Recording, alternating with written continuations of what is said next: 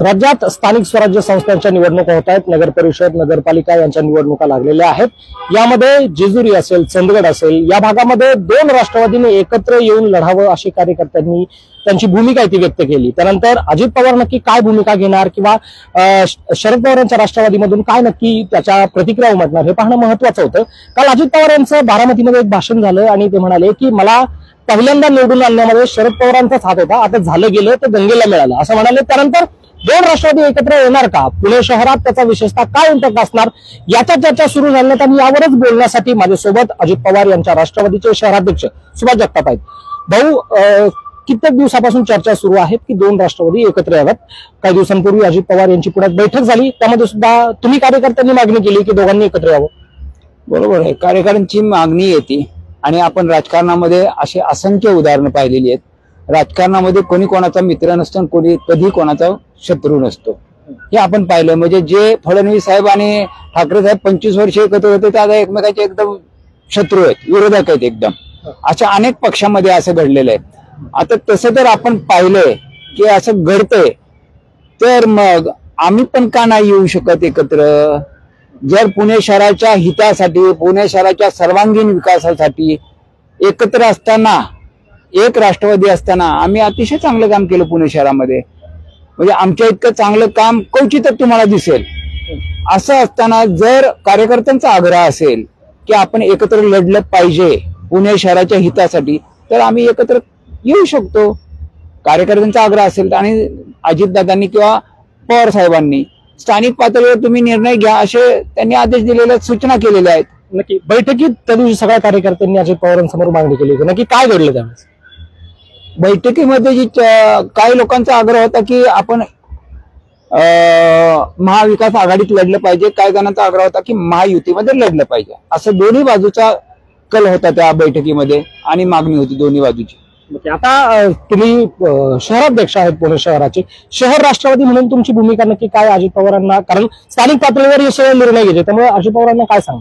नाही, आम्ही कार्यकर्त्यांची चर्चा करणार, त्यांच्याशी सल्ला मसलत घेणार की आपण कोणाबरोबर गेलं पाहिजे आणि तशी चाचपणी पण आम्ही चालू केलेली आहे की आपण कोणाबरोबर गेलं पाहिजे याचा विचार करून, कार्यकर्त्याचा आग्रह पाहून, कार्यकर्त्याचं मत विचारात घेऊन मग आम्ही निर्णय करणार। तसं आता तुम्ही चाचपणी सुरू केली आहे, शरद पवार यांच्या राष्ट्रवादी सोबत एकत्र येण्यासंदर्भात तुमची काही चाचपणी सुरू झालेली आहे का किंवा त्या संदर्भातली काही पावलं उचललेली? आम्ही कार्यकर्त्यांची चर्चा करतोय अजून। कार्यकर्त्यांचं काय मत पडतंय हे आज लगेच सांगता नाही येणार, अवधी भरपूर आहे। इलेक्शनला अजून 2 महिन्याचा अवधी आहे आणि त्याच्या अगोदरच आपण जाहीर करणं हे जास्त घाईचं होईल। नाही, अगदी बरोबर आहे, पण कार्यकर्त्यांचं म्हणणं काय आता सुरुवातीच्या काळात तरी काय म्हणणं? कार्यकर्ते मी म्हटलं ना मगाशीच तुम्हाला, काही लोक म्हणतात महायुतीबरोबर गेलं पाहिजे, काही जण म्हणतात महाविकास आघाडीबरोबर गेलं पाहिजे। शहर राष्ट्रवादी म्हणून फायद्याचं काय? आम्हाला राष्ट्रवादीच्या फायद्यापेक्षा पुणे शहराच्या फायदा काय आहे, पुणेकर नागरिकांचा फायदा काय हे महत्वाचं आहे। तो कशात आहे? तो पुणे शहराच्या विकासासाठी आहे। तो विकास भाजप सोबत असेल की शरद पवारांच्या राष्ट्रवादी सोबत? आता त्याच्यामध्ये दोन बाबी आहेत। एक, केंद्र सरकारचा जर विचार केला तर केंद्रामध्ये 100% एनडीए सरकारचं काम चांगलंय, मोदींचं काम चांगलंय। राज्याचा विचार केला तर राज्यामध्ये देखील महायुतीचं काम चांगलंय। आणि हे मी नाही सांगितलं पाहिजे, सर्वसामान्य लोकांना विचारलं तर ते सांगतील तुम्हाला की राज्यामध्ये महायुतीचं काम चांगलंय, केंद्रामध्ये तर अतिउत्तम आहे।